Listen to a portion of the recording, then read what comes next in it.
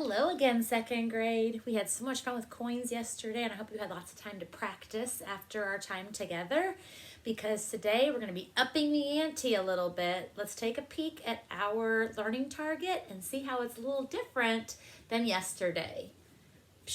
I can solve word problems with pennies, nickels, dimes, and quarters. Ooh, what do we notice, friends? We notice we're solving word problems again. Absolutely. So we're going to be reading the story to find out what we're solving for. What is our unknown? What else do we notice? Got our pennies. 1 cent. What else do we notice? We have our nickels. 5 cents. What else? Dimes. 10 cents. You saw it. I heard you. We have our quarters. How much is a quarter worth? Ooh, it is worth 25 cents, and they can be tricky. Remember, friends, if we need tools to help us figure out how to count those quarters, because they can be doozies, think about how we can use our 120 grid to help us with that, or a friend showed me something really cool the other day. You know, we think about a quarter, and I'm just going to draw a quarter with a Q in the middle, okay, where we have we have our first president. And if you want to build a crown for that quarter, you guys all did a fantastic job of skip counting by fives yesterday. So a quarter being worth 25 cents, 5, 10, 15, 20, 25. If you make a little crown, 1, 2, 3, 4, 5, with 5 little spokes, you can count those by fives, and it might make it a little bit easier to count your quarters. So if you've got 2 quarters, you might be able to do 5, 10, 15, 20, 25, 30, 35, 40, 45, 50. Or if you have 3, you can draw 3 quarters with those 5 spikes and use your counting by fives to help you do that. But also remember that after you get the hang of it and you start knowing those in a snap, you'll know how much 1 quarter is worth, how much 2 quarters, 3, and so on, okay? But that 120 grid is also a great tool for you to use those hundreds, tens, or those tens and the extra 5. 10, 20, 21, 22, 23, 24, 25. So think about using those tools as you're counting or skip counting your quarters. It can be a little tricky. Let's go ahead and get started today. In fact, we're going to start out. If we think about, I have 25 cents in my pocket, what coin or coins could I have?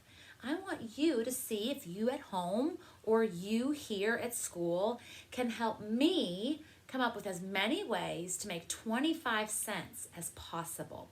I'm going to give you about 1 minute. Now, I know you know one way, so see if you can come up with some other ways to show me how to make 25 cents with 1 coin or multiple coins.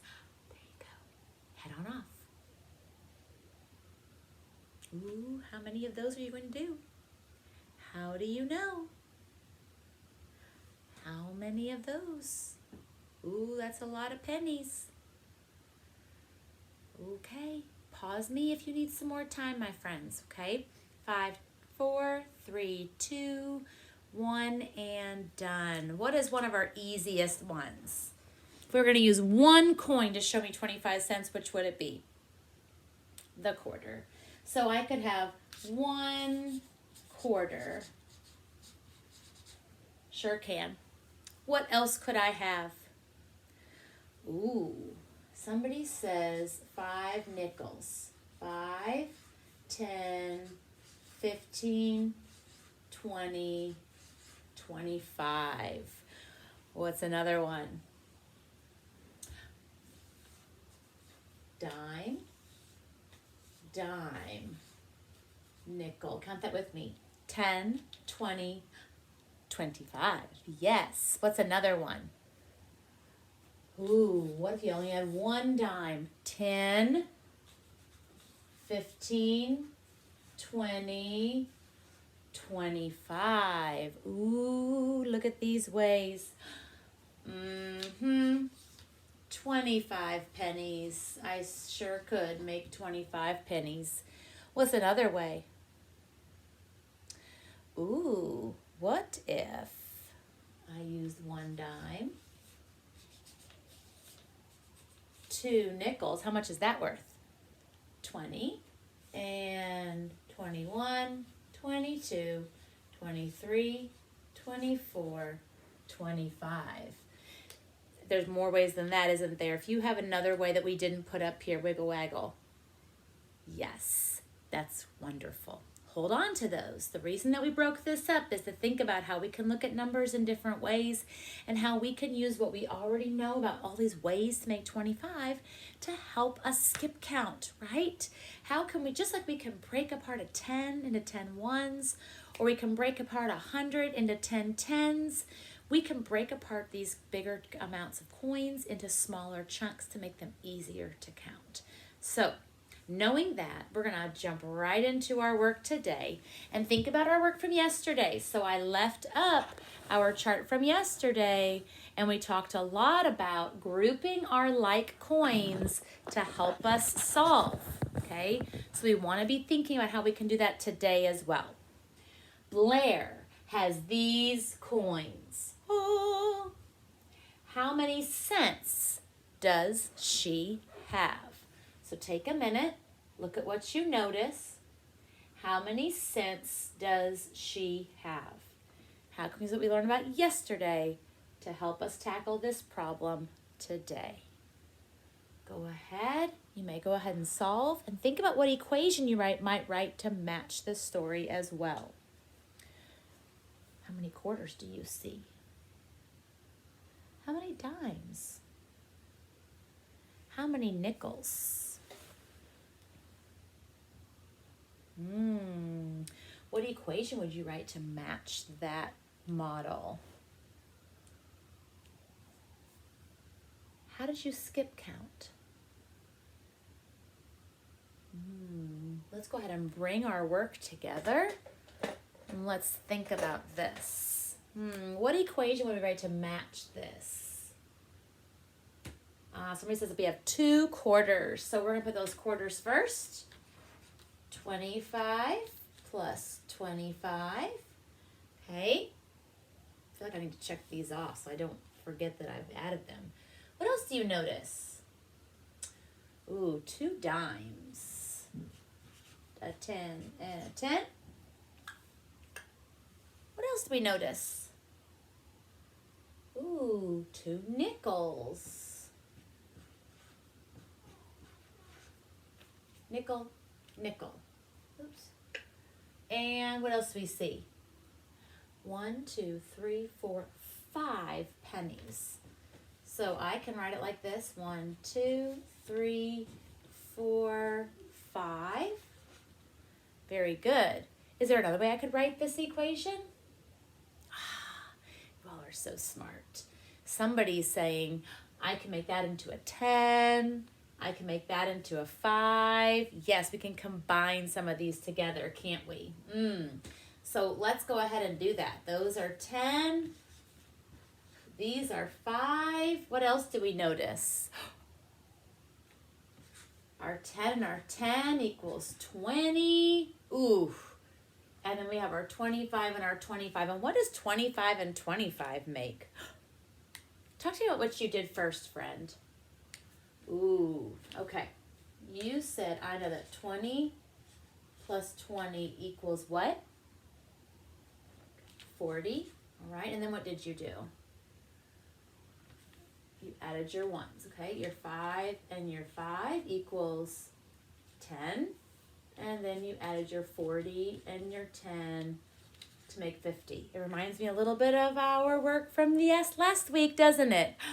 There's those partial sums, your 10s, your 1s, and then adding your 10s and your 1s together. Yes, second grade, way to make that connection.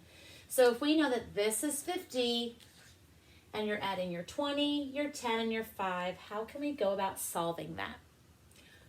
50, 60, 70, so 50 and 20 equals 70, 80, and then 85, 70, and then you have your 80 and your 85.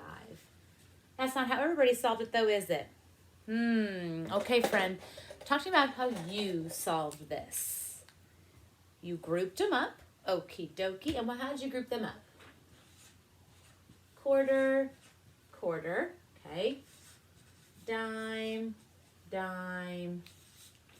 Nickel, nickel. Penny, penny, penny, penny, penny. How is that similar to what we did over here? Grouping them into like coins makes a big difference, doesn't it? Absolutely. Okay, and what did you do first? Okay, so you say this is 25. And okay, so you did something similar to this. So you knew that 25 and 25 then was 50. Okay, that's a hard thing to skip count, isn't it? And then what? You're skip counting by tens. So 60 and then 70. And then what are you doing? 75, 80, ooh, and then 81, 82, 83, 84, 85. And we still have that same total. So how many cents does Blair have? She has 85 cents, absolutely. Okay, thinking about how we're going to group those numbers, and I love that you're doing that, and we're even using what we already know to help us solve these adding of two-digit numbers, so that's tricky, isn't it? Using our number line to maybe help us solve that, or using our partial sums can help us solve that as well. Let's take a peek at our last problem for today, and then I'm going to send you off. Actually, you're going to have this little task to think about. We're going to go ahead and do this one together, and then you will go off and work on your own and solve some more of these problems. Ready? Nash had 1 quarter, 3 dimes, 2 nickels, and 3 pennies. How much money does he have? Nash had 1 quarter, 3 dimes, 2 nickels, and 3 pennies. How much money does he have? Go ahead and solve this problem on your own. 1 quarter, 3 dimes, 2 nickels, and 3 pennies. What are you going to add together first? What will you skip count? What place will change when you do that?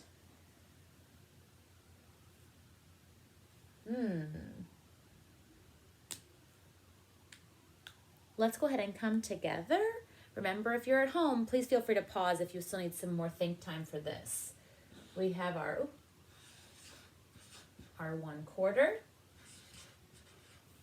3 dimes, 2 nickels, and 3 pennies. Okay, and what did you do first? Who else are with 25 cents? Okay. Why are we at 25 cents? It is the biggest number. Yeah. It's hard to skip count by 25, isn't it?